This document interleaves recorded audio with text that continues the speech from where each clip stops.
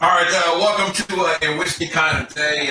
I'm your host, Don BT, a good friend Gabe from the Dallas Fort Worth. Is that a part What that you got up? right Huh? here? Is that a part you got? Hey man, I've been trying to Oh, rock oh, this. wow. Oh, wow. Yeah. I mean, wanting to get one, but I be feeling like, be feeling weird. Yeah, I, man, you probably would look weird too. well, I want to get the Drake, like over here, just like right on the side or something like that. But what's going on with you, man? We've been off for a couple of weeks. Glad to Yeah, finally be back. man, listen, it's been a crazy couple of weeks, but we back. It happens like that. Sometimes you get busy with business and everything just doesn't line up the way you want it to. But hey, man, we here. You know what I'm saying? Crazy stuff is still happening. Um, like right now I'm bouncing around. If I gotta jump up, and just kind of count me out for a few seconds. But we had a storm that came through a couple days ago, man, and dropped hail on everything. And yes, in grand fashion, I'm having to replace my windshield on one of my cars because of Yeah. hail damage. Yeah, one of the Yeah. things I don't miss about Texas, that's one of the things I don't really miss. You keep asking me to come if I'm going to move back here. My son keeps asking me if I'm going to come back, and it's for that reason. I'm just going to, Man, I, you I love weigh Texas. I weigh the pros and cons of leaving California because we pay a wealth tax here. It's just expensive to live here, and I was just like, hail or a beautiful, cool breeze, sunny day. Yeah. If I got to put up with some homeless people, if I got to step over some homeless people while I'm going about my day because they're just living on the side of the street, that's just the cost of living in beautiful California. Is it the cost of living in California? I don't think it has to be that way. Well, I think listen, man, you that's know the what? choice that a lot of paid politicians are making on behalf of the people of California. But nonetheless, hey, listen, welcome to a whiskey kind of day. As you said, my boy Don Amici, great friend of mine, is hosting. We're here to talk about the ups and downs, the good, the bad, the uglies, and those moments that make you say, damn it, I need a drink. When it comes to dealing with business, entrepreneurship, the life of a business owner. And man, that's what we're going to do today. We're going to talk about those moments. And we got a great host today. One of the marketing and owner of Fast Signs, which is a franchise. But this guy is one of the masterminds behind what goes on in Dallas under that franchise umbrella, man. And he's doing some amazing things. And he's one of the guys that put together that amazing sign that you see on my building. Oh, Food Mobile, 2500 East Pioneer Parkway, that beautiful 15 by 6 foot sign. are you getting a discount to be such a good friend? Did he hook you up? No, I don't think he did. He's That's still, hilarious. but I can't be mad at it, man. It took two cranes Oh, and wow. a big team of guys to come and get that sign. I can only imagine how much it weighed. Like I said, man, it was as tall as me, man. It was 15 feet wide, and I think when I first brought it to his design team's attention, they was like, "Yeah, that's a big sign." Signs like that go on the side of Global Life baseball stadium, not in front of a storefront. Well, Well, hey, let me ask you a question about that second. We were talking about logos. Was there any draw off of that sign into Food Mobile store? I mean, is that an attention grab? it is, man. Absolutely. It was when we sat down, we talked about the design of it. The whole idea was to just grab people's attention going driving down the street. We actually have the storefront on one of the busiest streets in Arlington, Okay. and people. I mean, the speed limit I think is 45. So you already know people are doing 55, 60.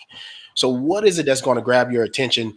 Flying past our store, we needed something that was going to be big, bold, and in your face, no matter how fast you was going. And so we maximized the space. Um, his design team came up with an idea to backlight it, so it feel like at night it looks like it's floating off the building. Oh, It's wow. it's an amazing sign. I'm truly happy with the way it came out. That's why you said if he gave me a discount or hooked me up, you know what, man? Listen, hookups go both ways. So same way you can take some money off of it, I can add some money to it. Absolutely. Come on, man. Well, let's bring Chris in. Yeah, Chris is calling us from out there with you. And are you in Dallas, Chris?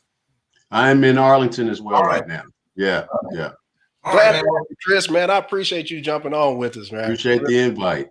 Yes, Appreciate the sir. invite. Before we get into it, what are you drinking over there, Gabe? I am on some Jameson today. I ran out of gentleman's jack, so at the end of the day, still got to have something. So this is my second drink of choice, and I'm gonna dive into it today. And Chris, what you got going on over there? I picked up some LeBron James Lobos. Oh wow, is that tequila?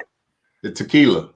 So that is my first choice and my last choice. Yeah, So, yeah. Wow, it's like that. So no Patron for you, huh? No. I don't need that watered down stuff, man. Let's get the real stuff. My word. I'm a Blanco drinker. I love Don Julio Blanco, but I gotta be careful with that tequila. That stuff is just sneak up on you, Yeah. There's gonna be some mad people that off that comment that you just made. It's not my fault. I'm just speaking true. It's been out there for so long. At some point, you got to try something different. There you go. I'm drinking a vintage 2021 Perrier. So really done. Really vintage Perrier. Yeah. You can find that. Chris, thank you for joining us today. I'd like to talk about let's get into how when Gabe came to you with his idea for a sign on his building. It was the monumental sign. Did he have an idea what he wanted to do, or did he say I want to do this? He said, we can do this and we can tweak it like this. Like how does that whole process work when somebody comes to say looking for it? So he was fortunate. He was fortunate that he had an actual logo, but what was the challenge was no, most people don't have logos, which is kind of so it always starts off with a logo, and then once you get your logo, then let's put the logo where it needs to go in order to get some attention. And what Gabe did was that he just took over a building, and he wanted to take up as much space as possible. That sounds like Gabe. That's only allowed within the city's limit. So we pushed it to the max without messing with the city and getting any type of issues. And so it was on all three sides. Yeah. That's an interesting concept. I wouldn't even think that the city had limits on what you can put on the side of the building. Yeah, depending on the city and the county, man, you have to go through a whole lot of hoops and ladders and just to put a sign either in your window or on the side of your building. What is that? Is it be a distraction for drivers or? No, it's just everyone has a sign permit, and so it's just the way the city needs to make some money, so that and just being honest, I mean, we've got one. Yeah, we've got a city here, City of Richardson. You cannot have a physical sign inside your window facing the sidewalk. Like an open sign? I can't. No, just a regular. I say I'm open sign. You can't even have that. What? Why? What? I mean, what? I don't know. Again, each city's different, so I don't know. So again, based on the city that you live in, will determine what your sign ordinance is going to be. If you have a blow-up sign that you want to put on top of your building, you may only use that for 30 days because it's considered a temporary sign. If you got a banner that's hanging off the side of your building, they want to permit that for about $50, maybe a month or 2 months before you get a permanent sign. So everything's a nickel and dime on the aspect of signage. That's one of the great things I love about the show. That they're so small. There's such nuance or such the idiosyncrasy of doing business. I would have never thought that the city would charge you for putting sign. I would think they would want to help lower your costs of business to try to keep you in business and making revenue or tax revenue for the city that you're doing business. What about one of them little floating guys that be all up in the air? Like, is that a sign too? That's considered a sign too. Yeah, a little wavy guy. That's a sign too. And then if you're putting that out, you might have to get a permit for that if you don't get caught by the city. Oh, so man, that's crazy. So when you saw Gabe's logo, what did you think about the logo? I thought it was pretty interesting. Because I was saying FUBU mobile. I think everybody has that reaction when they say FUBU. Yeah. Everybody, man. Hey, there's nothing wrong with that. Everyone's got to make $1. And I said, you know what? How many times people have walked in the store and thought we were like selling clothes, like in mobile vans or something? Like you need to put a color back in there.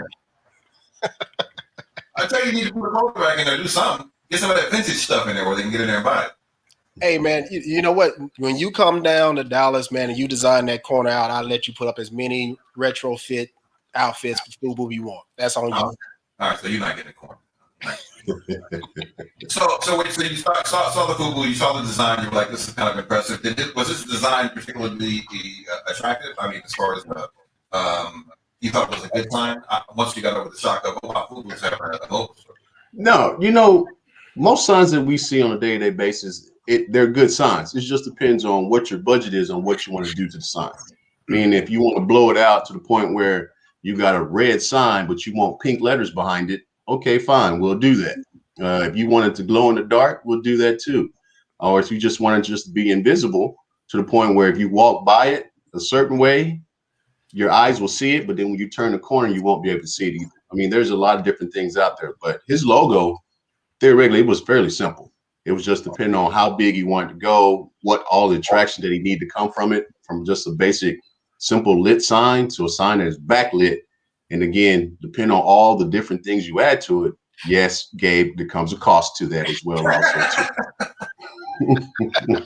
So is it hard getting your sign on the building? Is that another thing you guys do? Like, so you guys design the sign and put it on the building at the same time too?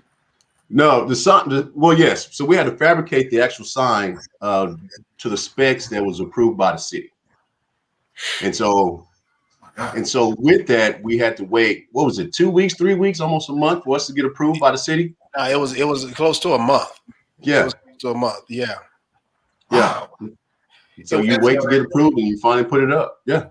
I think it was because it was so big and heavy, man. I would have never thought you would have to sit there and get a sign. I mean, I understand maybe the cause of not wanting anything massively obscene on the side of the building. I kind of get that. That would be kind of disturbing the peace. But you know, I would never think that you would, if you got a business, they would start charging and approval process. I mean, it's just ridiculous. Bureaucracy is garbage. Well, that's the part of entrepreneurship. Everything's going to charge. You're going to have an upfront cost on signage, upfront cost on getting permits for your certificate of occupancy. You also got to make sure you got a permit to make sure you have your fire extinguisher in the building as well too. I mean, they'll find ways to nickel and dime you. You just make sure you follow your laws, man. That's it. Hey, Doug, I'm gonna bounce off because I got to go and take care of this guy with my windshield. So I'll be right back. All right. That's why I'm drinking, man. Go ahead. So why did you go do that? Chris, I want to talk to you about the Fast Time franchise. Now, what made you want to get involved in the Fast Time franchise? So it was a little interesting, and I'll call it a little bit of luck and a godsend. I was actually in Florida with my wife as she was doing an event and ended up just networking with an individual about helping guys get into franchises. And I never thought anything about being in franchise because, you know, you're actually still working for that company, paying them franchise fees.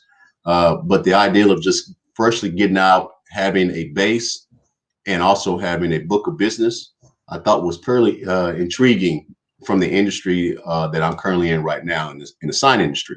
Right. Because most people think as Black and brown people, when we're in a franchise, we're doing food. And so it was a little bit different. Yeah. So I went a little different route because the one great thing about the franchise is that, especially with fast signs, you're dealing with employees that are stable. You're not having transit employees where they're just coming in, going out. You're working Monday through Friday, kind of just set your own time frame with that. And also, when you talk about margins, you kind of look at what your margin is going to be, and you can kind of dictate that depending on the market that you're currently in.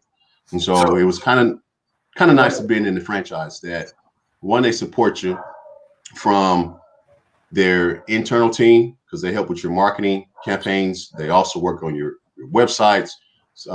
They also kind of help you with an actual marketing strategist that comes to your site, helps you with some of your problems that you may have. They also look at your numbers from your P&L sheets and your balance sheets. So they're pretty much all in as it relates to making sure you're successful on a day-to-day basis. How does the marketeer do the marketing? I mean, you know, like it's a very interesting concept. How do you market yourself? How does one market a sign company? Well, everyone needs a sign at some point. Yeah, it sounds like it's a very integral part of anyone's business who wants to come up. There's always going to be a steady supply of people who are starting businesses, especially at a brick and mortar location that are going to need something.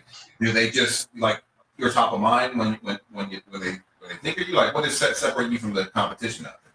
No, what really separates us from competition is our name, and that's the number one. I mean, throughout the United States, you've got roughly 600 fast signs locations across the country. So when people think of signs, the first thing going to come about, oh, I know about fast signs. But what's interesting about that is that not every location can do the same thing as another location. And so, you know, every McDonald's is the exact same no matter where you go. Okay. But every Verizon store setup is not going to be the same. You may have the same accessories, but you're not going to have the exact same build out depending on where you're at. And so depending on everyone's cash flow can determine exactly how big or how small they want to go as it relates to their franchise. So that's one of the great things that they allow you to do is if you want to grow, you can grow. If not, you want to just stay small and just do the basic signs. Hey, like is there a big cost of entry to get into into this franchise? So your cost of entry to this is about $250,000. Yeah, that's a big barrier for a lot of people who are trying to start a small business. SBA, if you want to get SBA loan, they're all up your butt over everything, and they want your firstborn.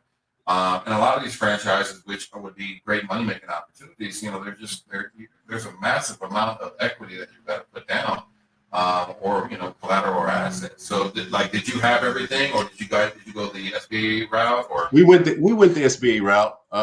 We saved some money. My wife and I had some money along with a friend of mine as well, and we put some money together for a down payment to use that as a form of collateral. And then going to the SBA, and as you say, man, they want everything from your firstborn to your house to all your financials. I mean, it's crazy. But at the end of the day, and and then they're slow. It's a slow process. So how long was the process like that? How long did it take for you to get? We want to do the franchise. We got the money. We go to the SBA. We get the loan. Or apply for the loan? How long was the whole process from reaching out to, and was Fast Signs involved with helping you with the SBA? No, they kind of recommended locations on who they normally work with. But because we were working with this broker, he kind of sent us along the way with some banks that he's worked with. Right. And the process and us also dealing with the seller going back and forth, man, it took us probably about 6 to 8 months just before we even get everything finalized and finally a check to be sent to the seller so we can kind of move forward. Wow. So it's a process. You bought a franchise. You didn't start a brand new one. Right. I bought a franchise. So I bought 3, which was probably a little crazy, especially not knowing the industry. Hey, go big, go home, right? Yeah. But sometimes I think I should have just walked in gingerly and then started to grow from there. But we started big. Let's talk about that though. Like, what are some of the challenges that you face as far as going big? I mean, obviously, big opportunity for a lot of revenue on the other side, but then you're also juggling multiple employees, multiple locations. Yeah, when you got multiple locations, multiple employees, and then you also have management that's already in place, you're coming in thinking, one, I don't want to go ahead and break the wheel since it's already running smoothly. But then it comes to the point where you start to see things, and my background being in sales, and you get to the point saying, what I call behind the desk salespeople. You really aren't selling anything. All you're doing is order taking. And right. I need people to be out and about in the streets and talking to people. So just changing the process of moving from behind the desk to in front of people into the street was a little challenging because you have people that, or I like to call them, individuals that are scared to talk to people. Really? Well, meaning, and this is what I mean by that. I'm assuming you're an extrovert. There's certain people that are extroverts that can just talk gingerly to anybody at any time. Well, I'm an introvert, but I work in broadcasting, so I'm next to everybody, but I'm not. But I force myself to get out there. You do got to get out there. Right, but you're a different breed because you're forcing yourself. Yeah. I can't force someone that's been doing a job for 5 years to actually get out of their comfort zone to go visit a customer that they've been working with for 5 or 10 years. And so it's challenging to say, hey, this is how you can grow your own business within the business itself. And then at the same time, I'm paying you commission. So you should be motivated by money. But nowadays, I don't think a lot of people are motivated by money. If you're just tuning in, we're talking to Chris Allen, who owns 3 franchises in Arlington. Are they all in Arlington? Arlington, Dallas, and Denton. 3 Fast Sign Arlington. We're talking about how he's doing his business, how it's working. ups and downs of it. You know, I never really understood why companies, when a new company bought an older company, why they would come and fire a lot of people. And it wasn't until I really just kind of worked at this one company and you start to see that people are set in their ways. And if a new owner comes in with a new strategy, trying to teach an old dog new tricks is not impossible, but it's just easier to start fresh and retrain somebody new with a new way, because they're going to be stuck on this old system, and trying to coddle or get them motivated is just, unless you really have they got a good personality and good disposition, it's kind of an uphill battle, and it's very hard. But you took a different approach, though. Instead of waiting on the phone calls to come in, let's go hit the businesses up and see if they need a new sign. And so that's a great business idea, because I don't think I would have thought about that. I would have thought, hey, let business come at me. But from a sales background, it makes sense. Let's go knock on some doors. Was that productive in increasing the revenue of all the locations? Well, signs in everyone's perspective is last minute. I don't need a sign now, but when I do, I'll call you. And that's typically what you normally will get. So our target was always been new companies that are opening their doors, referrals that also needed business. But knocking on doors is really not hard, because again, all you're doing is at least showing up, give them a business card, let them know what you do, which is probably 80% of the time we end up getting business, because they end up reaching out to somebody else and they never return a phone call or go by and visit. And so in our industry, I think it's interesting that 80% of the time we show up, we're going to get the business. That's nice, though, and you're also creating a long-term lasting relationship, and that's that's another great thing as far as, you know, growing up revenue and getting calls out. That's the sales guy inside of you. Like, let's go knock on some doors. Did you have to train your salespeople to sit there and say, hey, these are the benefits of an upgraded or new sign, or to educate the business owner? No, I think what I've been doing is educate my team on, when everyone comes in here, I don't want you thinking about you're just getting a sign. You're really, all you're doing, again, the sales mentality in me is telling people coming in with a problem. And right now you got to solve their problem. And so mission like Gabe came in with a problem. I need to get this sign up, and how can I do it? Well, that's a problem. Let's figure out how he wants to get it up. But as you start to train your sales team on that process, then life becomes easier. So now, as they're supposed to be the sign expert, they can now tell you, Don, how a sign should be made versus you telling them how you want your sign made. So it's a little backwards process, but at the end of the day, it all makes sense. Wow. What are some of the biggest misconceptions about signage? Is there anything negative to it at all, or? Misconceptions. One, we're cheap. I think when you start a business, you gotta prepare for every possible thing. Hey, I'll be the first one to admit I thought signage was ain't gonna say cheap, but I did not know it was as expensive. So yeah, when I threw this amazing idea on the table of this signage, and we was ramping it up, and we was talking about all the beautiful things, and that invoice came around, that was a whiskey kind of day. Wow. I mean, but listen, you know what? Did you get a product that matched the invoice? And that's what I don't mind paying, as long as the product matches the invoice. A lot of times we get products that don't necessarily match the dollar amount. Hey man, no, but all jokes aside, at the end of the day, when you calculate those dollars in comparison to what it's actually doing for your business, it's night and day. It's absolutely a drop in the bucket, because as I said, for my store particularly, you have to calculate the factor that people are really and truly driving 60 miles an hour past my store. There's a tree line. There's major businesses on the left and the right. Kate, there's a T-Mobile to my left. And so I needed my sign to stand out so boldly that you had no choice, whether you were looking for a phone store or not. You was going to see my building. Right. You were going to see the sign. It was going to grab your attention. It was going to hold your attention. Hopefully the accidents that do happen on that light is not because of my sign. Because of you. Like, who at a mobile store? But if it is, then that sign is doing everything it's supposed to do. You know, and I am absolutely proud behind the way it turned out. the way it looks, the way it functions, the notoriety that it brings. Because at the same time, me being, Fubo Mobile in comparison to a T-Mobile or a Verizon, people look at things in a certain way. So if I had a little paper sign sitting on the side of my building, that's a perception that I'm delivering to people before they walk into the door. What am I walking into? So my sign is a representation, is that first impression of the caliber of business that I am when you walk through the door. Everything has its point and its purpose and its place. And that signage literally and truly is going to be your first impression. So why not give people who you really are from that very moment? And so for me, that sign was, hey, we're not going to cut any corners.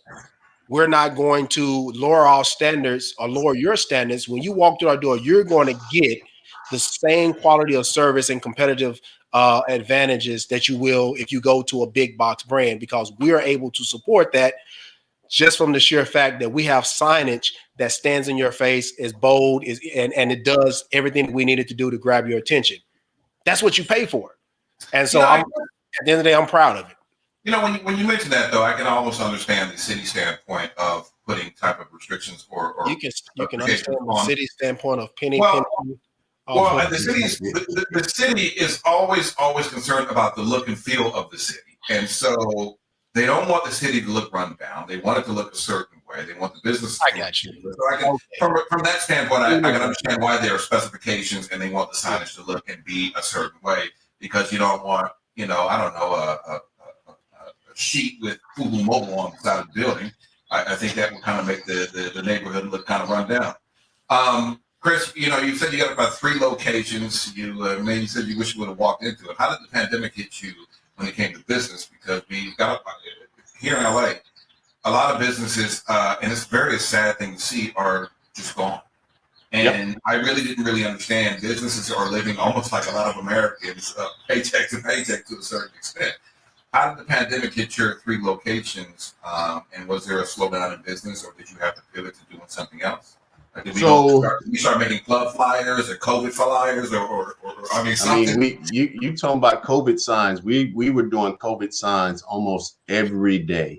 We were working with cities, restaurants, figuring out ways to give them banners so they can continue to do business. We were fortunate enough with the Texas Rangers with their new stadium that they were still trying to play baseball. So we're doing redesigns for their new stadium and bringing up new signage for them and for their sponsors. You mean pretty much? It worked out well. Yeah, it worked out well for us.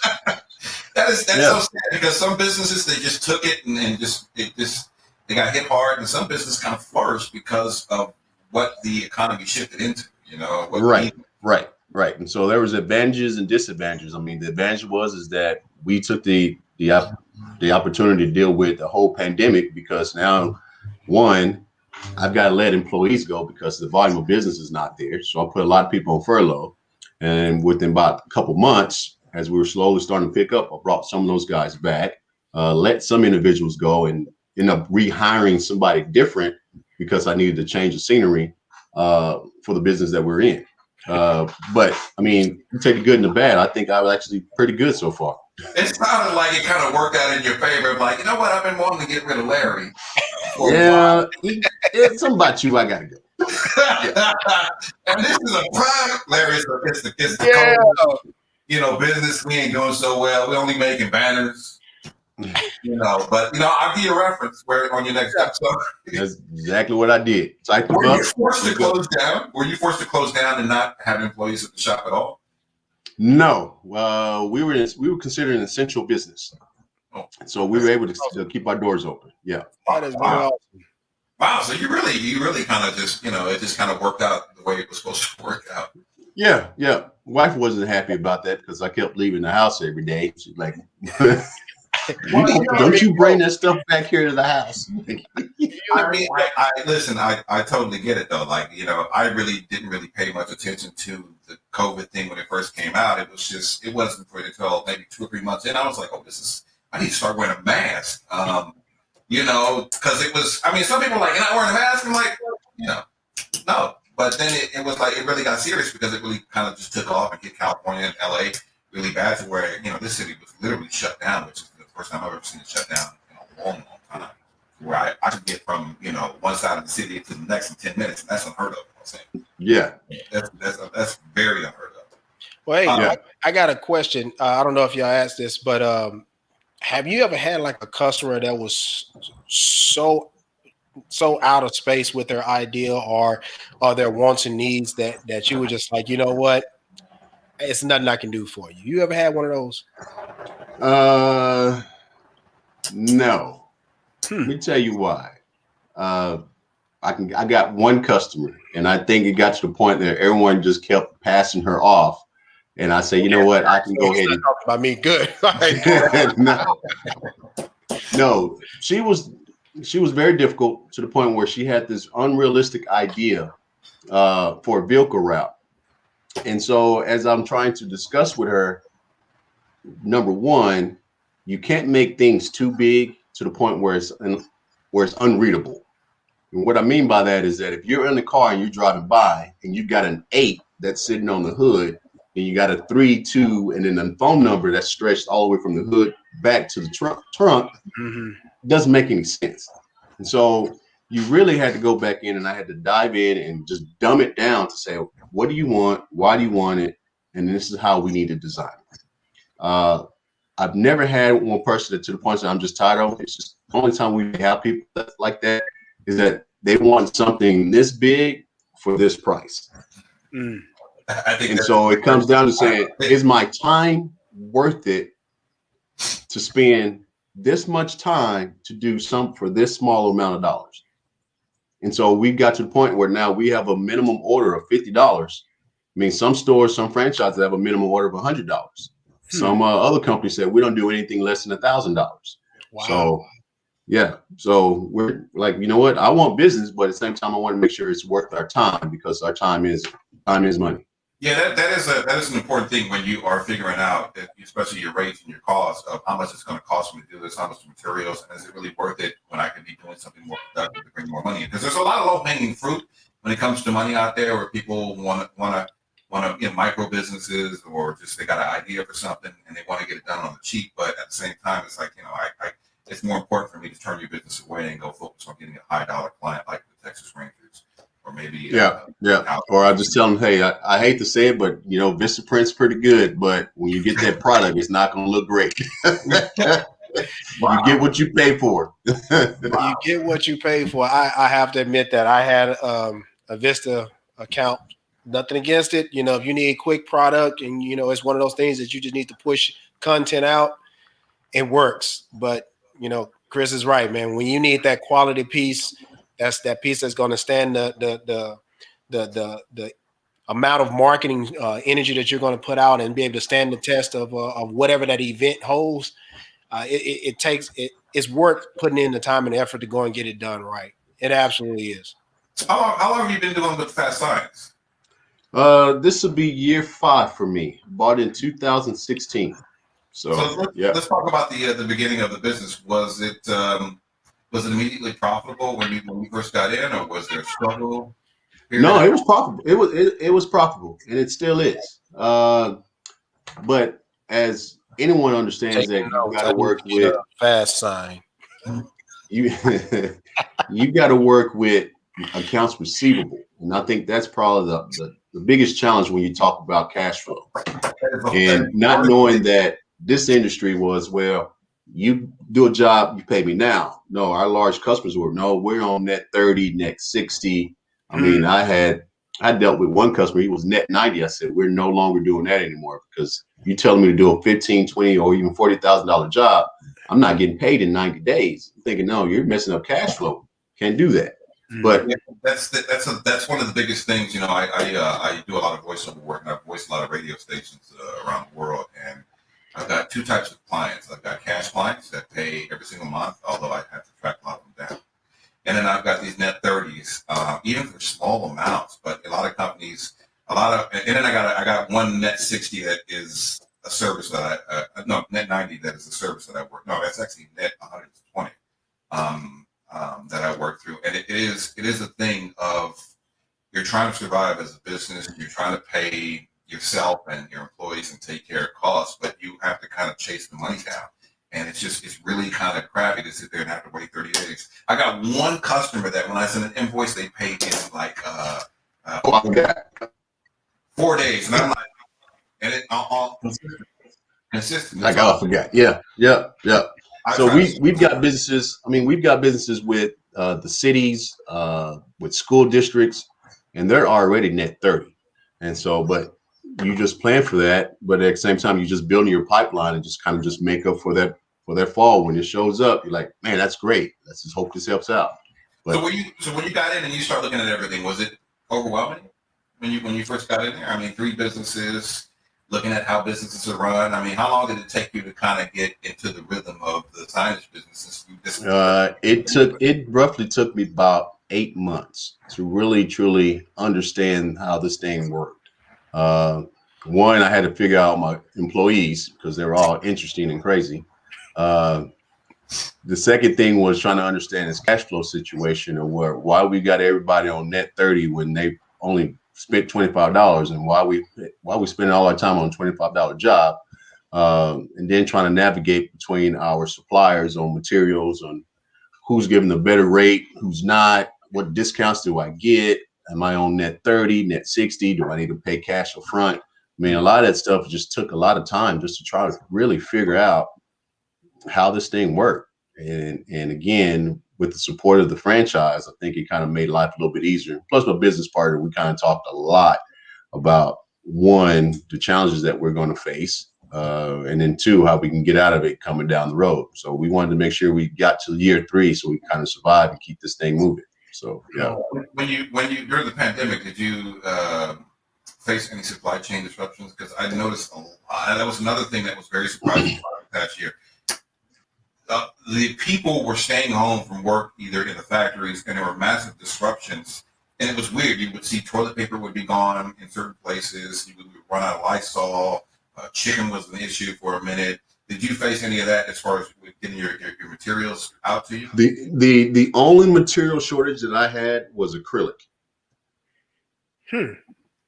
And so if you guys know the sneeze guards in all the buildings that people have, there was a shortage of acrylics throughout the whole network. Oh, and also those little plastic Sinacades, or those plastic A-frames that you see outside of buildings. Mm-hmm. There was a shortage of those as well, also too. Wow! I thought every woman was doing her nails at home, so maybe that's what the shortage is. That's very interesting. So, how did you adapt to that? Like, it's just you just did the house. Hey, we got shortage on the backlog. And we got back order. I'm sorry, there's nothing I can do. I mean, you just got to be honest with them. And I guess a lot of people were understanding that's how it's going to work. And so you would improvise and say, well, we could do plastic sleeves, but it may not be as thick as you want until the product comes up. You got to use this for the time being. And forward. You got to improvise. And so most of them improvised. It's a very interesting conversation. We're talking with Chris Allen, who owns 3 franchises in the Dallas-Fort Worth area, fast sign franchises. And it's very insightful to get a peek into this. So I've seen the franchise everywhere. I just never went in there. And my business is a service business, so I do everything online. I don't have a brick and mortar thing. But it's very interesting to see. Number one, understand that the city has requirements that you have to deal with, your supply chains, your employees, and all the stuff that you have to deal with just for creating signs. Because one wouldn't think it's just a sign. What do you put in the printer and roll it out and put it on the building, right? Don, let me tell you, Don. You may think a sign is a building, but when you walk into a fashion store, or let's say you walk into a Nike store. Right. When you first walk in, you're going to see the actual Nike logo above your head. Right. Okay. You're going to start to see graphics along the wall that may either have Michael Jordan, may have LeBron James, Steph Curry. All those are signs, because right now all you're trying to do is sell a product that's actually being, I guess, promoted by an athlete. Mm-hmm. Your tag that says how much it costs is actual sign. And these are things that we produce. Oh, really? Stickers that you normally get on the boxes that will tell you your sizes, those are things that we produce. So anything that actually has a label, has a name, has a graphic is considered a sign. Huh. So you think about all signs are supposed to either educate you, direct you, or keep you safe. Or better yet, or help you promote your business. That's all that they do. So I want to open Don Amici Strip Club in the Dallas-Fort Worth area. I have no idea about my logo, the women I want to put on the sides of the wall. I got so many questions. Lights in the bathroom. Can you help me design all of these things? First, I can do that. Yes. Are you stripping, or if not, then I'm gonna bring my team in so we can come up with a concept, and then from there, we full blown ahead. Let's go. I'm not stripping, Dave. This is. I'm gonna have top-notch female dancers, from around the world. And you are not going to be on terms. You are a cash customer. Yeah, I'll be a cash customer because all I got to do is pick the money up off the floor. It's all right. All money is good money. Because you're gonna be in and out of business real quick. Well, Chris, man, you just you've just educated us a lot on a lot of the nuance of this business. I want to bring up. You mentioned all those things that you guys produce. I saw a post the other day where you were doing refacing business offices counterfronts. Yeah. What's that? All right. So a lot of things. Well, when you say refacing business office counterfronts, what does that mean? So let's say you have a kitchenette or you have a break room or something like this. And I mean, I just saw the one picture, but let's say you have an old design. From what I saw is they were developing something that allowed you to freshen up that area, make it more modern, to start that renovation process without physically having to manufacture or remanufacture a product line to fill that space. You just reuse what you had. So imagine a countertop that's a wood countertop. Okay. Mm-hmm. It's 14, 15 years old. You want to reface, or you want to do some minor construction to take it off and put a marble countertop on top of it instead. Well, one of the companies and one of the suppliers that I've got is called a veneer. And you guys probably know veneers, but they come in all colors, all shapes, to the point where we can fake that countertop to either be marble, to be a different type of wood. We can make it look similar to a resurfaced metal. I mean, I can go on and on because there's roughly so many different types of veneers that's out there. So if you want to reface your whole wall versus just your traditional paint, hey, let's just go ahead and make this a silver wall with texture to it. And all it is just vinyl. And then we just put it all up, butt seaming it, so it just looks seamless. They're doing amazing things with vinyl. I've seen vinyl look so realistic when it comes to like wood patterns. It's amazing. It doesn't look cheap. I'm pretty sure the cost might be cheaper, but it really looks like the original hardwood stuff that you may put on there. It's absolutely amazing what they're doing with this technology. So if you happen to go into hotels now, and some of those guys are doing refacing, all they're doing is putting a vinyl on and refacing the doors and also the elevator doors, so it doesn't look like it's been cheap or they pulled it up. They just putting it up with vinyl. That's all they're doing. I saw something on TikTok, and I don't know if this is something you do, where they came out with a machine that like will create a sign on a wall. Have you seen that? I saw that. That is a Japanese machine that actually paints the actual graphic on the actual wall. Is that something you want to like invest into, or? Nah. That's too much money? Nah.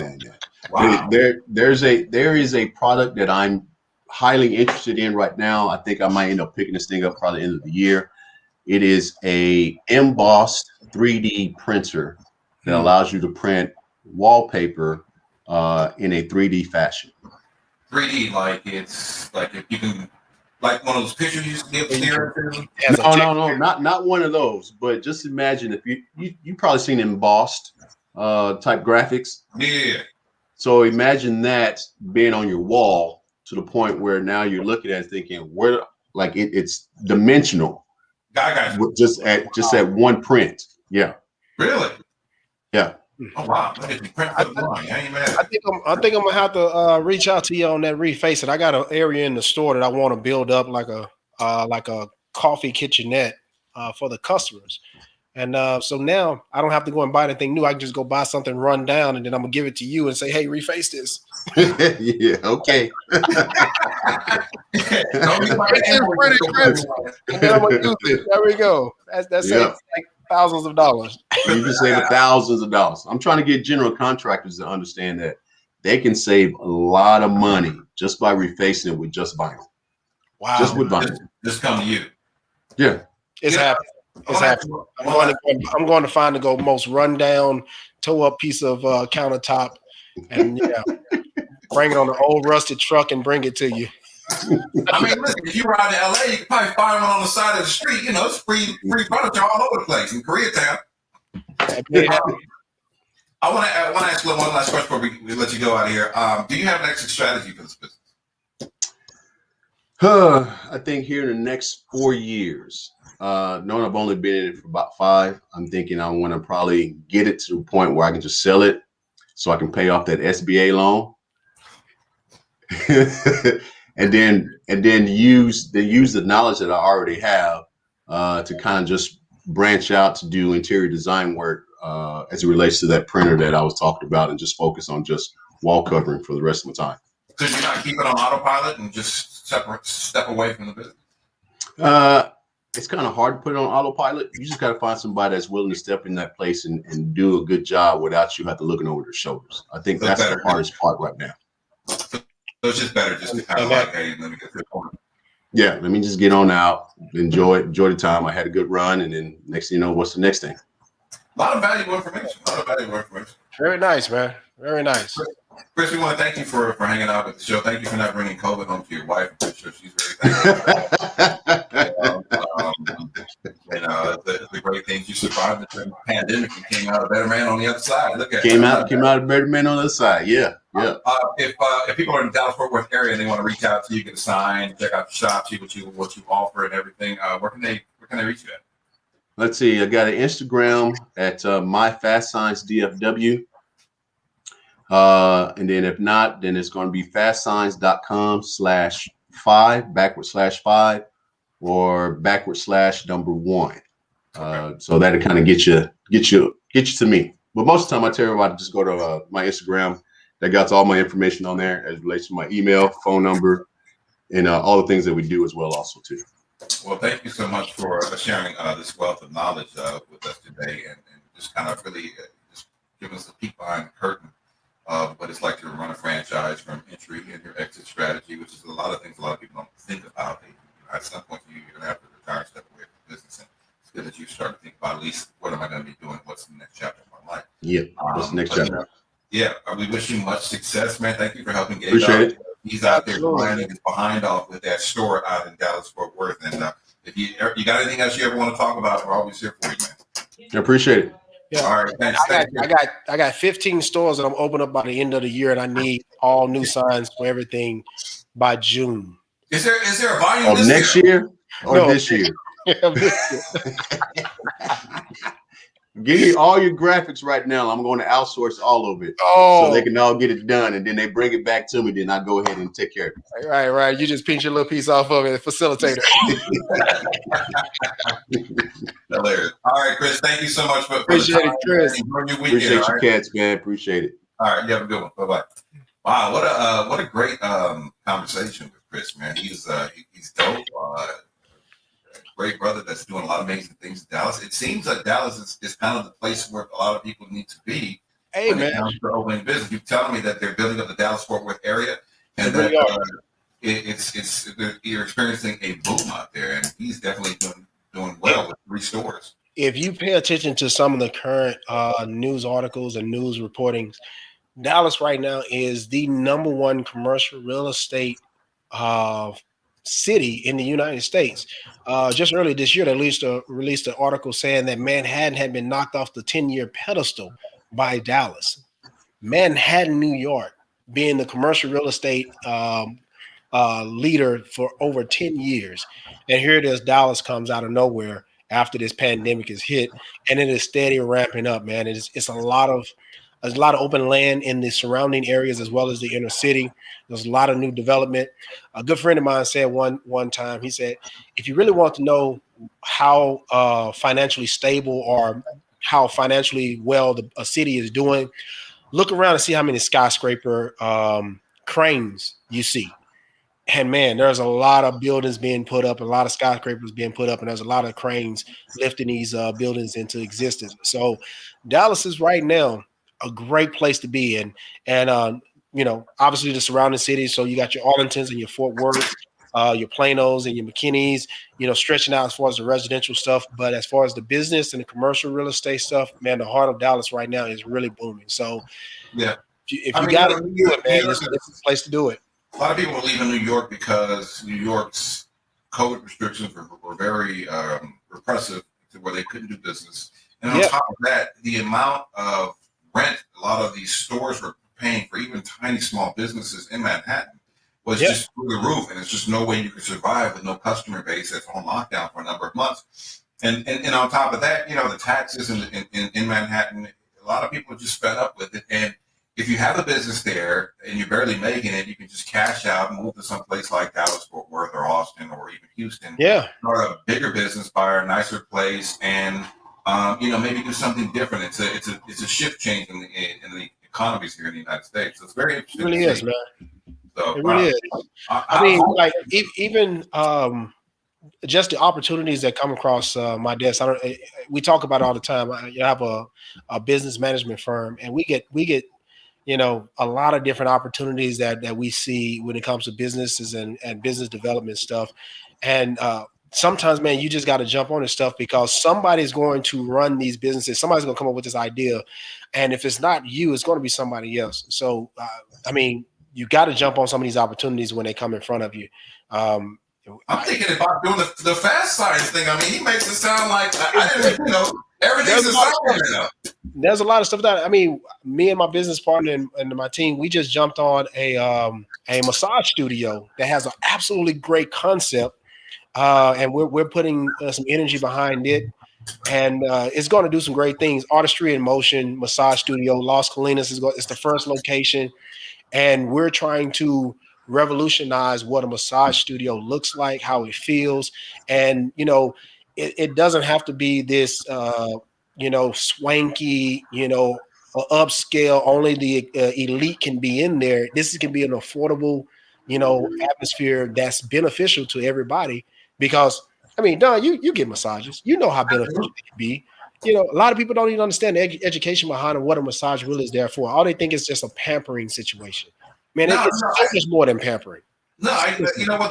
This place I go to is, first of all, if you hurt in your body, that's one thing. But then this place I go to, they do massages, they do facials, they have a infrared sauna that I go sit in, and I usually buy the whole 3 package. Just kind of try to detox myself while I'm in there, meditate a little bit while I'm in the infrared sauna, and just kind of relax out and kind of de-stress yourself. A lot of people don't really understand the right, man. And here it is in the month of May, where it's mental health and awareness month. Yeah. A lot of people don't understand, man. You got to take care of your body because your body is the gateway to your mind. And when it comes to decompressing and being able to align your energies so you can focus, if your body is stressed, your mind is stressed, you got to attack these things, man. And so that's a small something that you can do to help yourself function on a day-to-day basis or be more productive on a day-to-day basis. And man, we saw a great opportunity, man, and we're going to tap into it, and hopefully we can help a lot of people along the way. That's just what we do. So here we are, man. When you come in town, man, I got you. Oh, okay, good. The main business. You got to come in town. Come see your boy, man. I got a warrant or something like that. I got to clear up. I don't, it's always something with you, man. No, I don't want to go to Texas no more. I don't have any good memories there. My baby mama's there. My son's in North Texas. That sounds like all great memories. Yeah. Okay. The Fubu Mobile Store, where can they check you out? And where you at? 500 East Pioneer Parkway, Arlington, Texas, 76010. You can also find us online, www.fubumobile.com. Come check us out on Facebook and on Instagram at Fubu Mobile DFW. Any type of cell phone service we can provide and help you with, we're here to help, from cell phone cases to cell phones themselves to cell phones. We're going to be there to help you all along the way. So come check us out. That's what we're here for. All right, Gabe. Thank you so much. Well, this is it for another Whiskey Kind of Day. We'll be back in another week or so with another great episode. Enjoy your weekend, Gabe. Absolutely, man. Happy Mother's Day to all the mothers. Happy Mother's Day to all the mothers. I put something on my Instagram that said, it was a kid who said, my mother asked me, where we going out to eat for Mother's Day? And I told her, we got food at home in the fridge, like you told me years ago. So, yeah, you know, we don't even remember when I asked to go to McDonald's, like, we got food at home. Well, we got food at home for Mother's Day, okay? Hey, man, don't get somebody hurt on these Mother's Day streets. Enjoy Mother's Day and have a great weekend until next week. Absolutely.